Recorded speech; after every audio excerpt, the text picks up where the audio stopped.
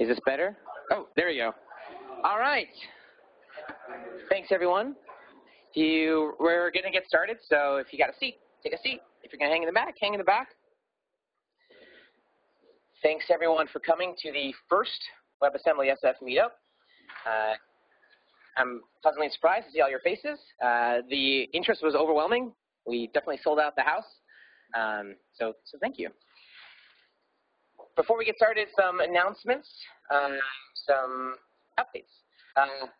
There are bathrooms. The bathrooms are right around here, so if you need to go at any time, you can find your way in the back. And just a quick reminder, the snacks in the back, those are not part of the meetup, just the sodas, so you've been warned. Let's see, important things. This meetup has a code of conduct. It's on our meetup page. If you don't want to read it, just TLDR, be awesome, be excellent, that kind of thing. If there's any questions about conduct, you can find me. This meetup is currently being sponsored by Mozilla, so round of applause. Thanks for Mozilla for the space.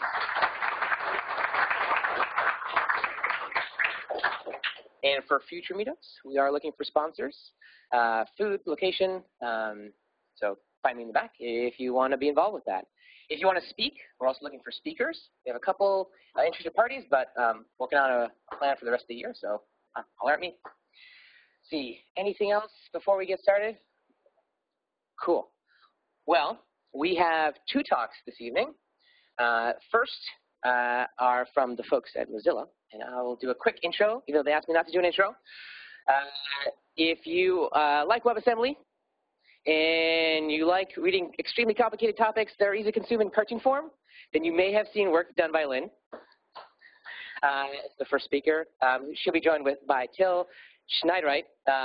Till Schneidereit works on all sorts of tools related to WebAssembly. Some of his team is here too. And they are going to be talking about WebAssembly's post-MVP future. And without further ado, I will hand it to Lynn and Till.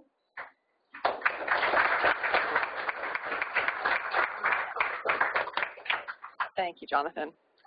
And we're just going to take a little moment to get set up here. Let's see.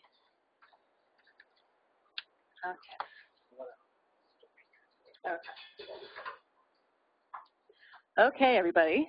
Hi, I am Lynn Clark, and I make code cartoons. And I also work here at Mozilla. I work on things like WebAssembly, which, of course, we're all here to talk about. And I'm joined in this talk by Till. He leads our WebAssembly tooling efforts at Mozilla, and he'll be filling us in on some of the work that team is doing as well. So first off, what is WebAssembly? Since you're here, you probably already know this, but it's a way of running programming languages other than JavaScript on the web. Up until now, if you wanted to run code on a web page, the only language that you could use was JavaScript. But now there's WebAssembly, and that means that you can use other languages like C and C++ and Rust. I wished I had time to go into more detail about how this all works under the hood, because it is pretty fascinating, but this talk is so jam-packed with content, I don't have time to cover what's already in the browsers. And in fact, I don't actually have enough time to really go into too much detail about what's in the talk. But if you want more detail on this stuff, you can check out the code cartoons on hacks.mozilla.org, including the post that inspired this talk that does go into more detail. My first articles about WebAssembly came out when WebAssembly was first turned on by default in browsers. You might have seen them. This is one of the illustrations from them. But then, since then, I've noticed that some people have a misconception about WebAssembly. They think that the MVP that landed in browsers in 2017 is the final version of WebAssembly. And I can understand where this misconception comes from. The WebAssembly community group is really committed to backwards compatibility. So the WebAssembly that you write today will continue working long into the future.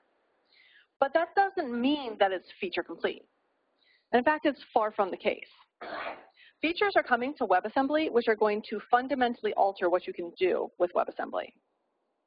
So I think of these future features kind of like the skill tree in a video game. We fully filled in the top few bubbles, the top few skills in the skill tree, but there's still this whole tree below that we need to fill in. So let's look at what's been filled in already, and then we can see what's yet to come.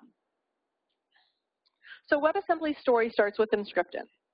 which made it possible to take large existing C++ code bases and for things like desktop applications and bring those to the web. And it did this by transpiling that code to JavaScript. But the JavaScript that it automatically generated was still pretty slow, and it was slower than it would be as run as native code. A stroke of insight fixed this, though. One of Firefox's JavaScript engineers figured out how to make this JavaScript run fast. And that gave us ASM.js. So it's just a little optimization in the engine. Once the other browser vendors saw how fast Firefox could run ASM.js, they started adding the same optimizations to their engines. But that wasn't the end of the story. It was just the beginning. There was still many things that the engines could do to make this faster. But they couldn't do it in JavaScript itself. Instead, they needed a new language, one that was designed specifically to be compiled to, and that was WebAssembly. So what skills were needed for the first version of WebAssembly to get to that minimum viable product that could actually run C and C++ on the web? WebAssembly's designers knew that they wanted to support languages besides just C and C++, so they needed a language-agnostic compile target. Something like the assembly language that things like desktop applications are compiled to, like x86. But this assembly language wouldn't be for an actual physical machine. It would be for a conceptual machine. That compiler target had to run very fast in order to meet users' expectations for smooth interactions and gameplay. It also needed to load fast, because the web users are used to fast load times, reasonably fast load times at least. But these kinds of applications are pretty large code bases, which means that there's a lot to download and compile when the user first goes to that URL. So we needed the compile target to be compact. That way it could go over the internet quickly. These languages also need to use memory differently from JavaScript. They need to be able to directly manage the memory.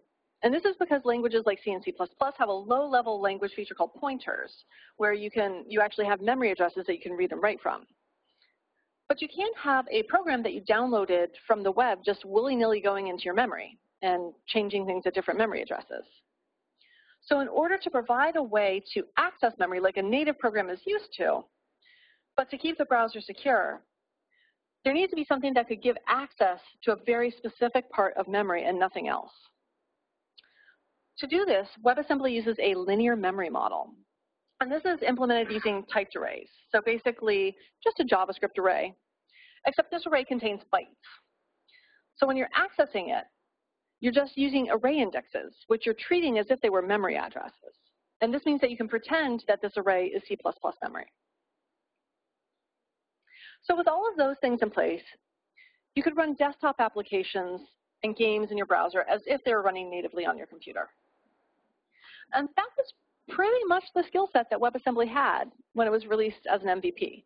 It truly was an MVP. It was a minimum viable product.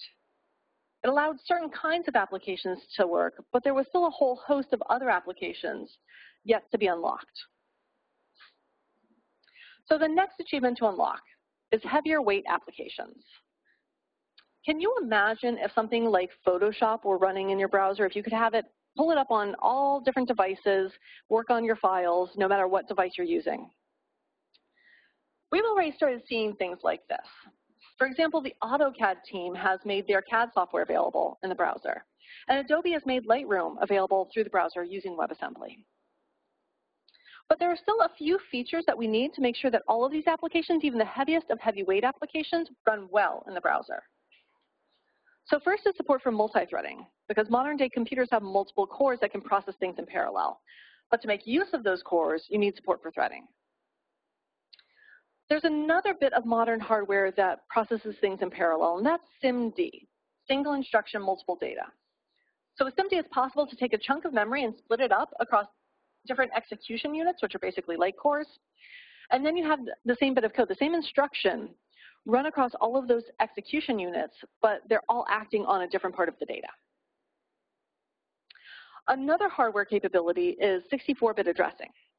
So memory addresses are just numbers, and that means if your memory address only has 32 bits in it, you can only have so many memory addresses, about 4 gigabytes. But modern hardware supports 64-bit addressing, which offers 16 exabytes of memory addresses, and that's a big difference. Adding 64-bit support will take the artificial limitation on address space out of WebAssembly. But these applications don't just need to run fast. Load times need to be fast too. So one big step here is streaming compilation, compiling the WebAssembly file while it's still being downloaded. And WebAssembly was designed for this. In Firefox, we compile it so fast that it's basically done compiling by the time it finishes downloading, and other browsers are adding streaming as well. A tiered compiler also helps. So in Firefox, we have two compilers. The first one, the baseline compiler, kicks in once we start downloading the code, and it compiles the code quickly. The other compiler, the optimizing compiler, runs on several threads in the background. And this one takes longer to compile, but it generates extremely fast code. So when that's done compiling, it'll swap out its extremely fast code for the previous one, which is pretty fast, but not as fast. We're also working on a new optimizing compiler called CraneLift. And so CraneLift was designed to compile faster than our current optimizing compiler. But the code it generates is still very fast. And we're currently working to see if we can make it generate code that's even faster than our current optimizing compiler. There's an even better trick that we can use, though, to skip compiling most of the time completely. Unlike JavaScript, if you load the same assembly file twice, it will compile to the exact same machine code. So we can store that compiled code in the HTTP cache. And that means when the browser goes to try and fetch that, it'll check the cache first. And instead of pulling out the WASM file that then needs to be compiled, it'll pull out the compiled bytecode instead. So this skips compiling completely. And there are other ways to skip even more work. So stay tuned to see what else is happening with improving load times. Where are we with supporting these heavyweight applications right now? For the threading, we have a proposal that's pretty much done, but a key piece of that, shared array buffers, had to be turned off in all of the browsers early last year. But those are coming back soon. SIMD is under active development at the moment. And WASM-64, we have a good picture of how this will work. It's going to work pretty similar to how x86 or ARM got support for 60-bit addressing, but it's not currently underway. For the streaming compilation, we added our streaming compiler last year, and other browsers are currently working on their implementation of this. We also added our baseline compiler, and other browsers have been adding the same kind of tiered compilation over the past year. In Firefox, HTTP caching is close, and other improvements are in discussion. Even though this is all still in progress, heavyweight applications are already coming out today because WebAssembly already gives these apps the performance that they need. But once these features are all in place, that's going to be another achievement unlocked, and more of these heavyweight applications will come to the browser. But WebAssembly isn't just for these heavyweight desktop applications. It's also meant for regular web development, the kind of web development that you're used to, small modules web development. So if you have a module that does a lot of heavy processing, a lot of computation, that's probably a good use case for WebAssembly. And again, we're already seeing some of this happening. So for example, there's the parser in the source map library that's used in Firefox's DevTools and in Webpack. That was rewritten in Rust, compiled to WebAssembly, and it's now 11 times faster. And the Gutenberg parser in WordPress is now an average of 86 times faster after their rewrite in Rust compiled to WebAssembly. But for this kind of development to go mainstream, we need to have a few more things in place. First, calls between JavaScript and WebAssembly need to be fast. When WebAssembly first came out, these calls weren't fast because, it was an MVP. The engines made it work, but they hadn't optimized it yet. We finished our optimization work on this in Firefox last summer, and now some of these calls are actually faster than non-inline JavaScript to JavaScript calls. That brings us to another thing, though. You often need to pass data between your JavaScript and WebAssembly functions. So you need to pass in values and return values out. This can be slow, and it can be difficult too. At the moment, WebAssembly only understands numbers. So this means that you can't pass more complex values like objects in as parameters. You need to convert that object into numbers and put it into the linear memory. And that's kind of complicated, and it takes time to do this conversion, to convert the data into the linear memory. So we need this to be easier and faster. We also need to integrate with ES modules. Right now, you can't use import and export syntax to import a WASM module into your app. But that means that the WebAssembly module isn't really part of the JavaScript module graph. Just being able to import and export doesn't get us all the way there, though. We also need ways to distribute and bundle WebAssembly modules. What's the NPM for WebAssembly? What about NPM? What's the Webpack or parcel for WebAssembly? Well, what about Webpack or parcel? These modules shouldn't look any different to the people who are using them, so no reason to create a separate ecosystem. And there's one more thing. Support for older versions of browsers, even those that don't know what WebAssembly is, like IE 11. So where are we on all of this? Calls between JavaScript and WebAssembly are fast in Firefox now, and other browsers are also working on this. For easy and fast data exchange, there are a few proposals that will help with this. There's the reference types proposal, which makes it possible to use references as arguments and return values. And these are references to objects from outside of WebAssembly, so objects from JavaScript, for example. There's another proposal, the host bindings proposal, which will make this even faster. And another thing that we can do to make things easier is help dealing with memory, because right now, if you have some data that you have put into linear memory that you need JavaScript to use, that JavaScript code actually has to free that memory after it's done with it. But with the weak refs proposal, you'll be able to do a little bit of automation to make this happen without having to call free right afterwards. So these proposals are all in flight. In the meantime, the Rust ecosystem has created tools that help handle this all with Rust code. For ES module integration, the proposal is pretty far along.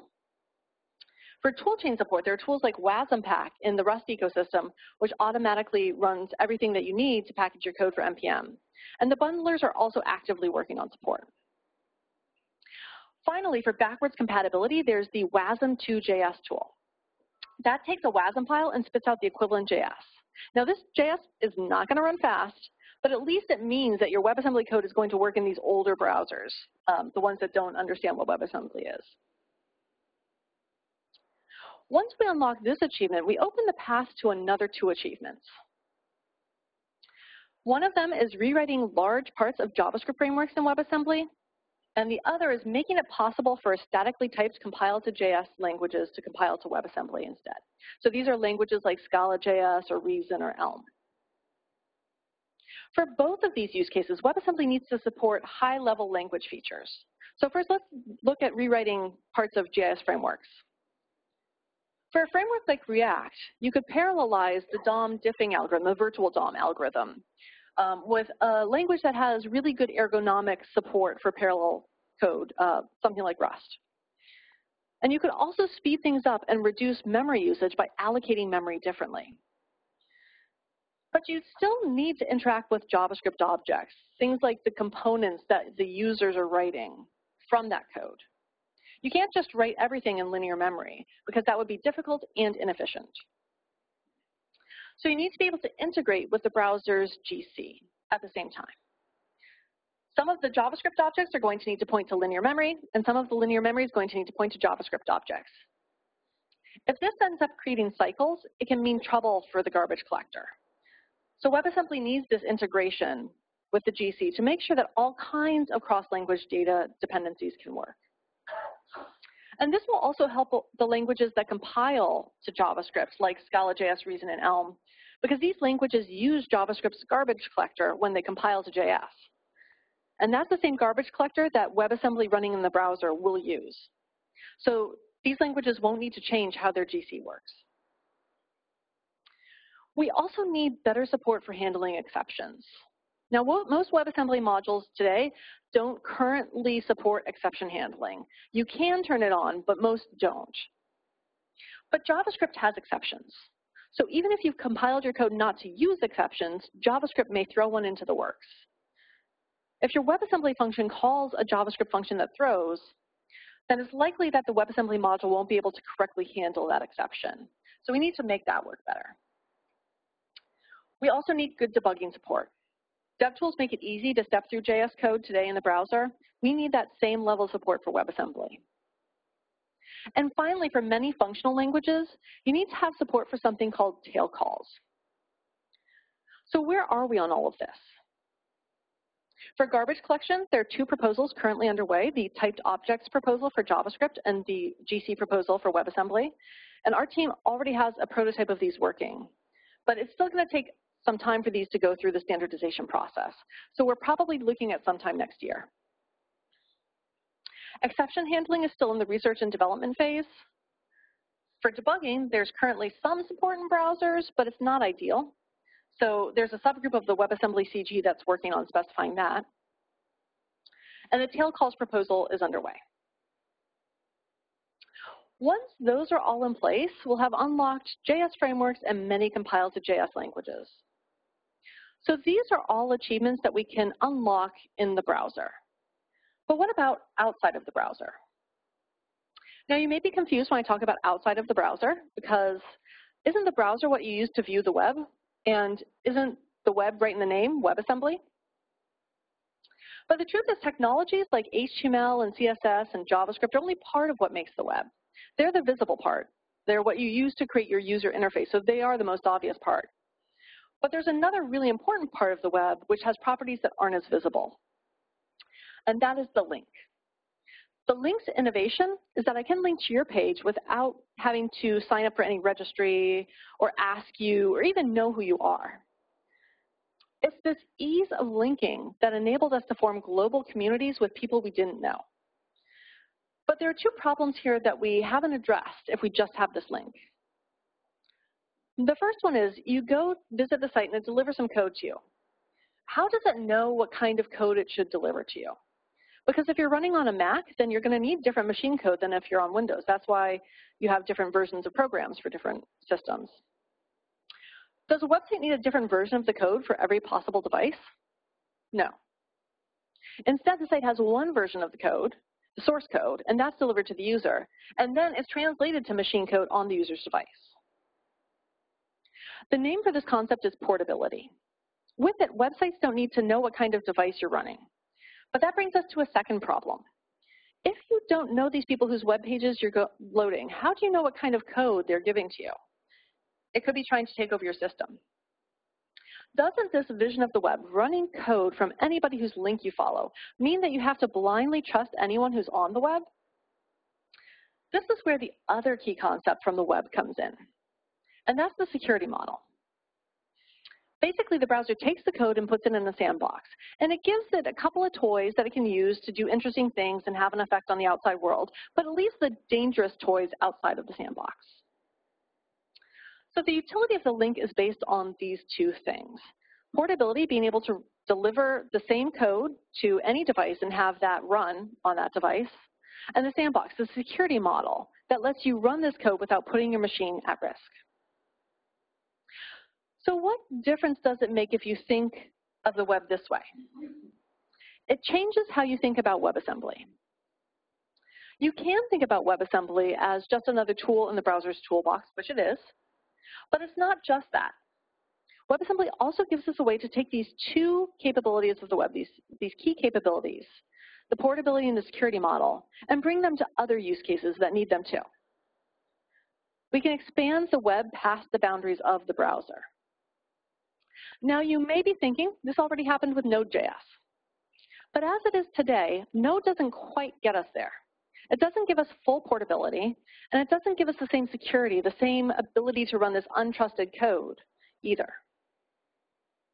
With Node, it's possible to run JavaScript on servers and other devices without a browser. So that does give us some portability. But you still need native modules in a number of cases, either because the native code performs better, or because you've already written something in a language like C or C++ and you want to reuse it. The problem is native modules aren't portable. They have to be compiled specifically for the user's device ahead of time. We're also still missing security. Node could have taken the sandbox from the browser, But Node made the design decision early on that JavaScript modules would have full access to system APIs. So JS modules can do things like read and write files on your machine. These capabilities, things like full direct file access, are the dangerous toys that aren't available in the browser sandbox. Even though they are dangerous, for the kinds of use cases that Node is addressing, the kinds it was built for, this kind of access does make a certain amount of sense. The thing that I really want to make clear here is that Node made a choice. And really it's that Node had a choice to make. For JS modules, it could have gone with a sandbox style approach. But for native modules, Node didn't really have a choice because it's hard to sandbox native code. For Node, this is really a moot point.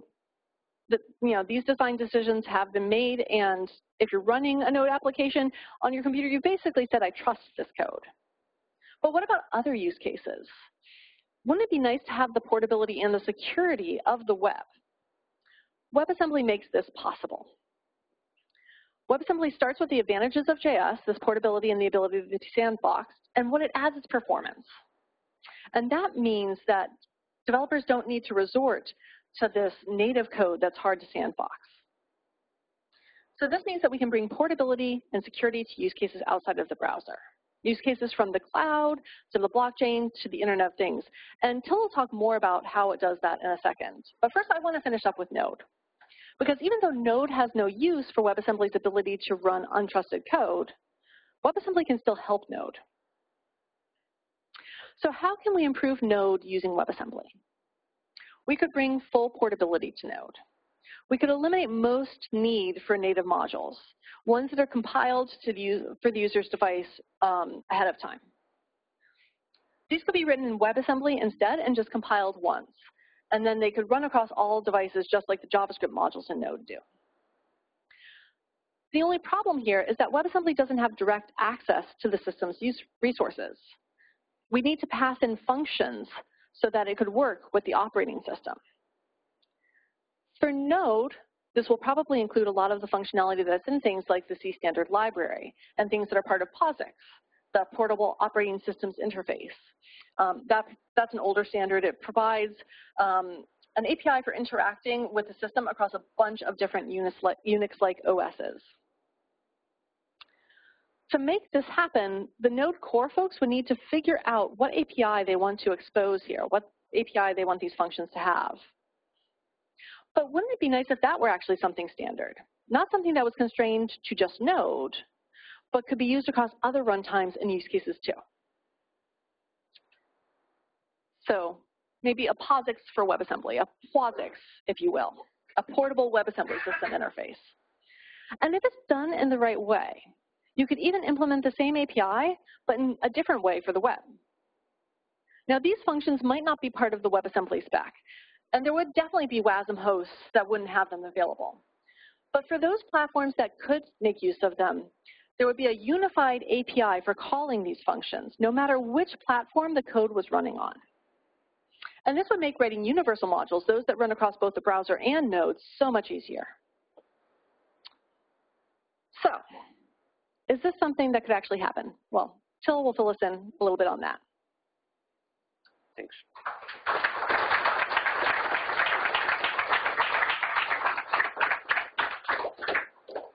Well, we and others are working on it, and I think we have a pretty good chance. Apologies. I will talk a bit about developments in this space, but before I go to that, I do want to say a bit more about some of the use cases that this will unlock. Could you speak even more directly? Even more directly. Okay. One of these use cases is the domain of CDNs and of serverless and edge computing. Increasingly, CDNs want to run code on these edge machines instead of just serving static resources, something that historically only servers used to be able to do. But the CDN just works at a different scale, where a traditional server might process hundreds, perhaps thousands of requests per second. A single machine in a CDN has to go an order of magnitude higher, have tens of thousands of requests per second easily. WebAssembly allows the Fastly CDN that serves a significant fraction of the internet's traffic to run user code at this kind of scale. And to get there, they are using WebAssembly in fascinating ways. Luckily, I don't have to go into the details of this tonight because we have Tyler McMullen, their CTO here, who will give a talk about some of the tricks they employ to get to this massive scale after we finish up here.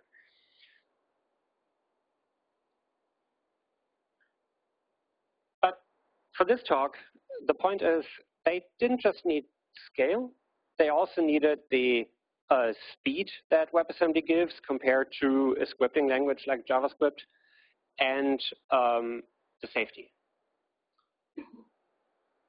And so they didn't just need to get to this scale. They needed to do some other things to make this work.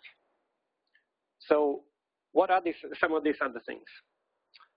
Well, at a basic level, their customers want to run code in response to network requests. So even more fundamentally, their code needs to talk to the outside world. In a browser, if you were to use WebAssembly, this is done through JavaScript, because in the browser, you always instantiate a WebAssembly module through JavaScript around it, and that JavaScript provides it with functions that it can use to talk to the outside world. But at Fastly, they are not using JavaScript. They are only using WebAssembly, and so they needed something else. They needed to create their own runtime, which in this case means taking a WebAssembly compiler, something that takes the WebAssembly bytecode and compiles it down to machine-specific code for that specific machine, the CPU architecture that it's supposed to run on. And then adding some functions for doing some fundamental tasks, such as memory management and talking to the outside world. Functionality like this is, as Lynn mentioned before, commonly provided by a standard library. At Fastly, for the WebAssembly compiler, they are using the one we are developing at Mozilla called Brainlift, which Lynn also mentioned. And it's pretty fast and small and self-contained, so you don't get large additional code bases as dependencies for your projects.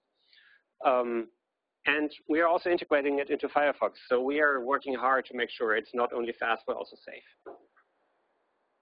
Now, for the runtime environment, they had to create their own, because there is no standard for this yet. They essentially had to figure out what is exactly our use case, what are our requirements, and then do all the hard work to figure out what do we need to expose, how do we expose it, how do we make sure it is safe. And so this is all possible today, but it is a lot of hard work, and it takes an exceptional team to pull this off right now. Nevertheless, there are actually a lot of runtime projects out there. There is a lot of movement in this. It is still a very young area, but there are literally dozens of different projects trying to make this work. And I'll just mention a few of them, like WAVM, which is based on the LLVM compiler toolchain that also powers the Clang C and C++ compiler and the Rust compiler. And WASM-JIT, which I'll once again mention briefly later on because it does some very interesting things. And same as Fastly, we are also working on a runtime based on Brainlift. It's called WASM Time.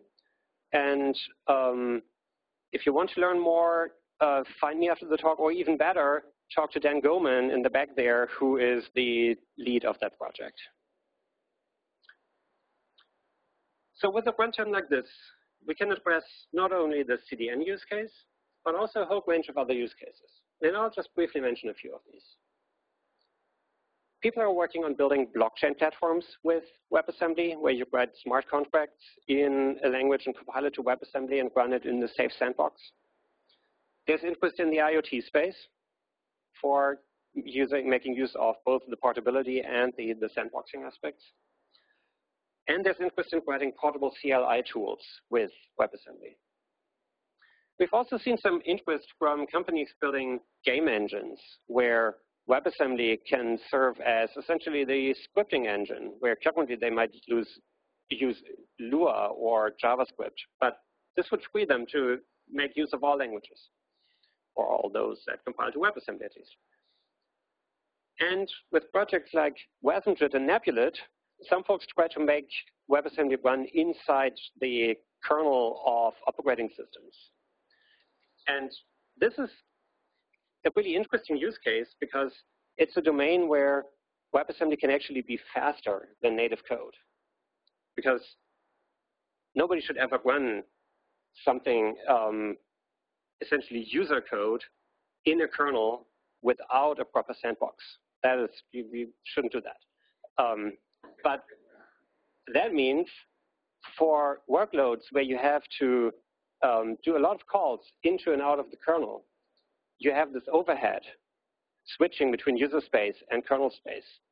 And that overhead can, for certain use cases, be higher than the overhead that WebAssembly has. So for these use cases, running in the kernel in the WebAssembly sandbox can actually be faster. We talk more about all of these very different environments and use cases in a blog post that Lynn mentioned earlier, the post MVP Future of WebAssembly on hex.mozilla.org. It was published back in October. So if you want to learn some more about these use cases and environments, you should read that post. One aspect I want to go into some more for tonight is portability. And this sort of goes both ways. It's not only about portability in that the same compiled code should run on all kinds of architectures, but it's also about sort of sussing out commonalities between different use cases and ensuring that you only have to write code once and have it work for all these different use cases.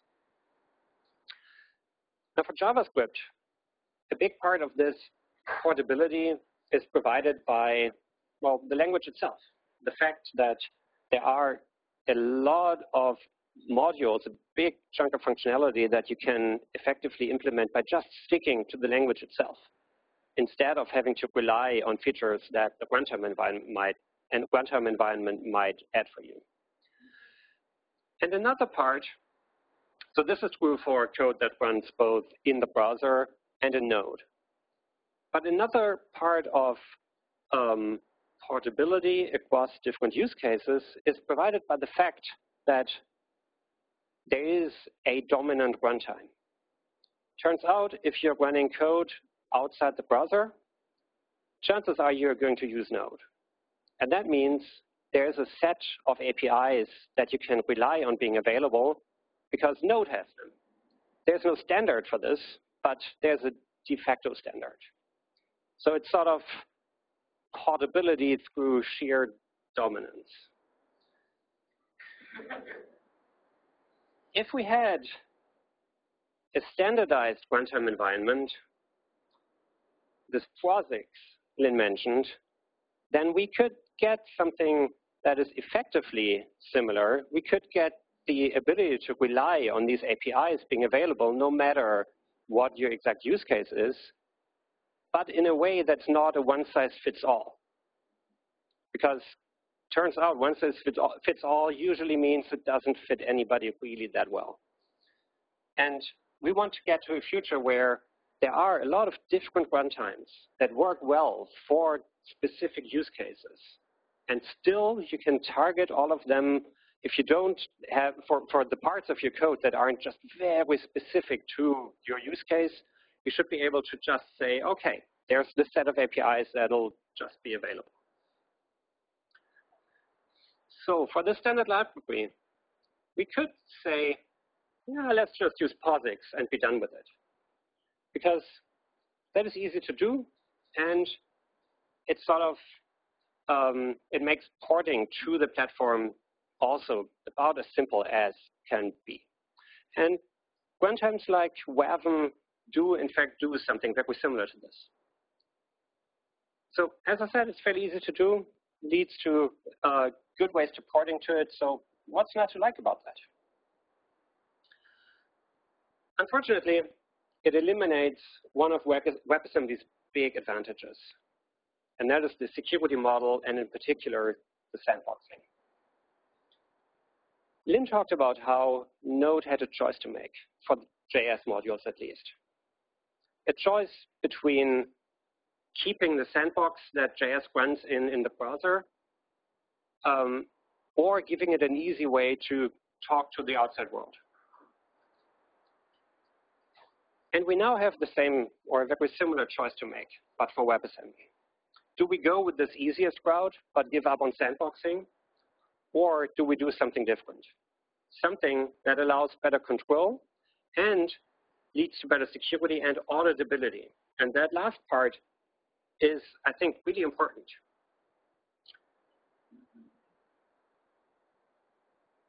If you look at an application, you should be able to see what it could possibly do to your system.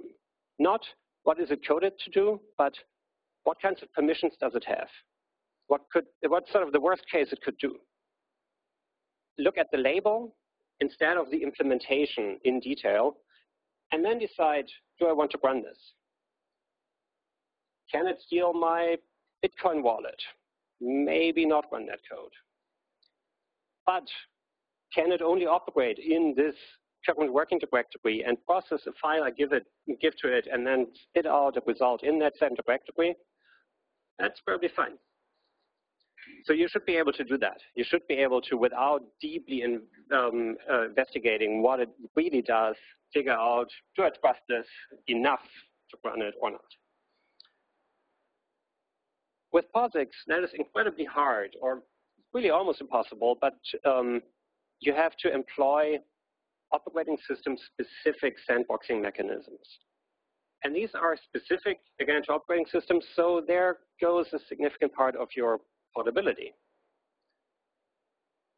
And even though, if nothing had changed since Node was created, chances are we would go with the same decision they made, because what they did made sense. Because designs that lead to the security and auditability, but still are easy enough to actually use in the real world, those existed, kind of, in academia. But they hadn't really been tested in the real world and at scale. Luckily for us, things have changed, and these designs exist, and they are being tested in the real world. For example, Google is building the Fuchsia operating system around just such a design. And for WebAssembly, we are working on a standard library that will make it easy to build secure, auditable, and portable modules and applications that will work for all of these use cases. So with this standardized API, you could get the same flexibility that you have with Node, but still have security and auditability. And you can run the same code in a variety of runtimes, such as WebAssembly, Node, and the browser. With all this, it is still vitally important that you have the same ease of use. And that starts with the tool chain you use. You should be able to use a fairly standard tool chain to target this environment without having to jump through hoops. Initially, we're focusing on seamless support for the Rust ecosystem, bringing not only code you write specifically for this target, but most of the Rust ecosystem with its Crates.io-based sort of NPM-like packages to this platform. But we actually also have code running already for C and C++, and other languages will be supported as well eventually.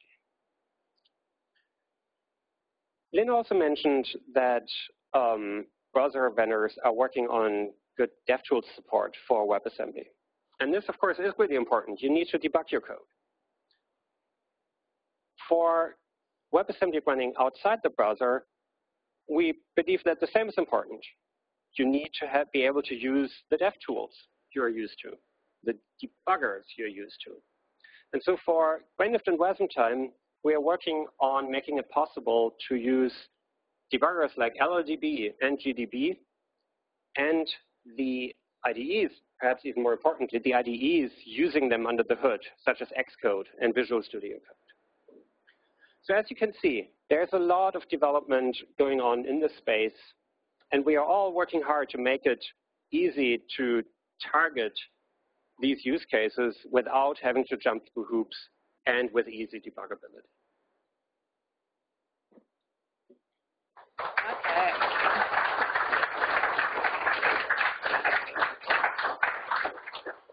Now let's zoom back out and look at the skill tree again. I said in the beginning of this talk that people have a misconception about WebAssembly. This idea that the WebAssembly that landed in the MVP is the final version of WebAssembly. And I think you can see now why this is a misconception. Yes, the MVP opened up a lot of opportunities. It made it possible to bring a lot of desktop applications to the web. But we still have many use cases to unlock. From heavyweight desktop applications to small modules to JS frameworks and to all of the things outside of the browser, things like Node and serverless and the blockchain and portable CLI tools and the Internet of Things. So the WebAssembly that we have today is not the end of the story, because WebAssembly still has promise to keep and many places to go before it sleeps. Now, before I finish up, I just want to give a little bit of thanks. I really enjoy working at Mozilla because I get to work on exciting things like WebAssembly. But I also really enjoy it because I get to work on engaging problems with some very smart and very interesting and very kind people. And I had a chance to collaborate with two of them on this talk. So of course, one of these is Till Schneidereit. And the other is Luke Wagner, who is one of the co-creators of ASM.js and was a major driving force in making WebAssembly happen as well. So thank you to both of them. And thank you all for listening.